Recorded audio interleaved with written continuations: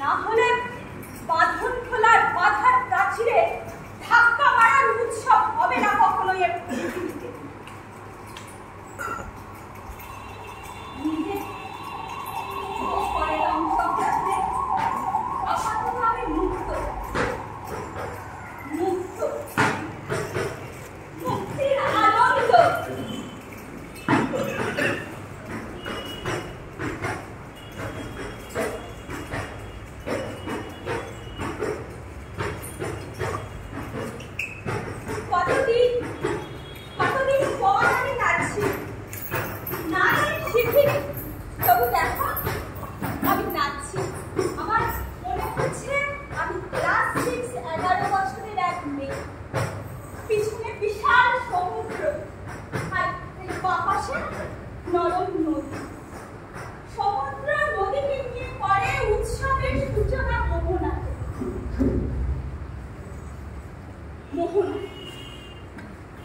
আমিও মোহনা, জানি সব মোহনার বাতাস স্নিগ্ধ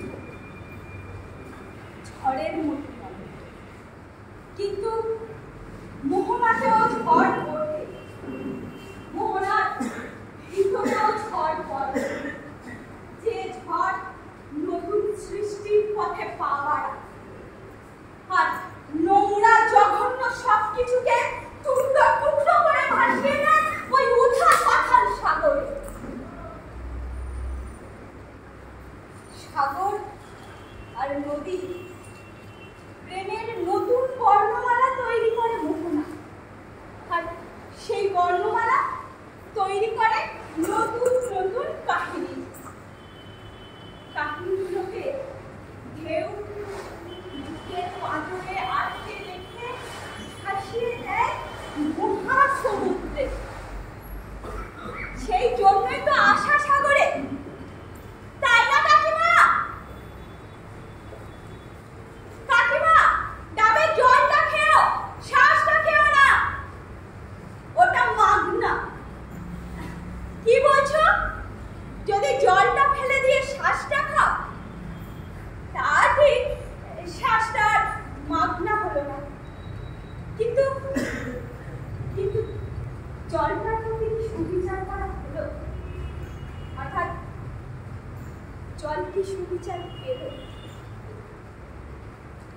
না? কাকিমা, কেউ না শুনলেও যাকে আমি শোনাতে এসেছি আমি নিশ্চিত সে শুনছে।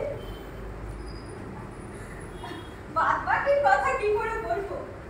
পছন্দ হলে শুনবে, ইচ্ছে হলে দেখবে।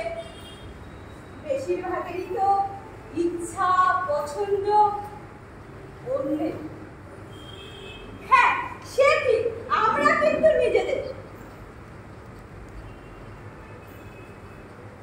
আসলে কি জানো কাকিমা, ওই যে দূরে নীল আকাশটাকে দেখছো,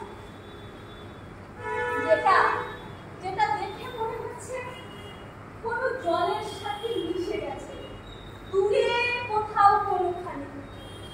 সেই নীল আকাশের কপাল যখন নানা নানা রঙের ঘুড়ি ভরিয়ে দেয় আকাশের সাদা কপাল, নানা রঙের লাল, নীল, হলুদ, সবুজ, তাদেরকে ঘুড়ির ব্যক্তিত্ব কাকিমা।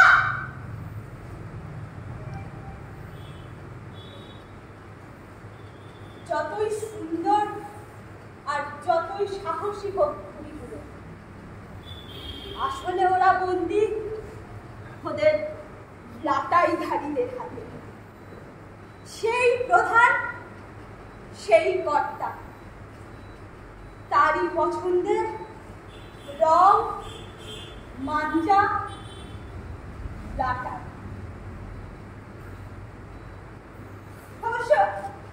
অবশ্য ঘুড়িগুলোকে উঠতেই হয়, বা ভোকাটা হয়ে বসে পড়তে হয় ওই আকাশের কপাল থেকে।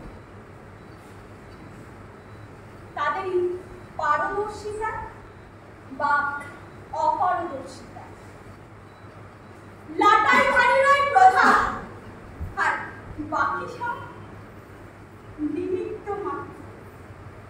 লড়াই